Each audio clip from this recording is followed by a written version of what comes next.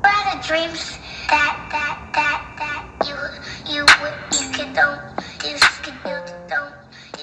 you want to.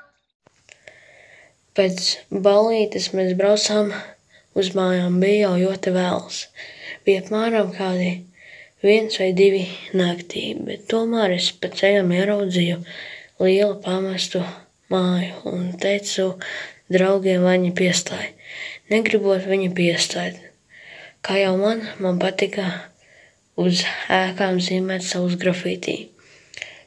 Es pajautāju draugiem, vai viņi negrib ar manīm nākt uzzīmēt kādu grafitī, bet viņi bija noguruši un negribēja, tāpēc es viens pats paņēmu lukturīti un grafitī baloniņus. Es iegāju lielajā ēkā, tajā ēkā bija ļoti daudz vietas. Tāpēc es izvēlējos vienu no brīvajiem stūriem, kur zīmēt. Ik pa laikam es dzirdēju čīkstēšanu, kā no dēļiem skanētu kāda čīkstēšanas skaņa. Es tam nepievērsu uzmanību, jo māja bija ļoti veca.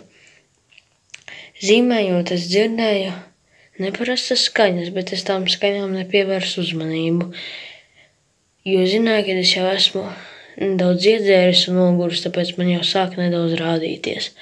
Pēc neilga laika es dzirdēju soļus, nākot uz manu pusi.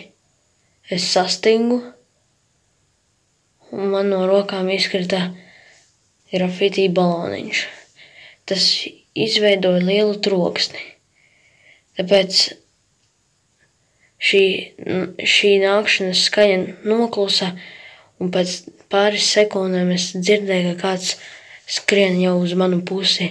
Es paskatījos uz durvīm un paskatījos uz to pusi, kur skrien man virsū.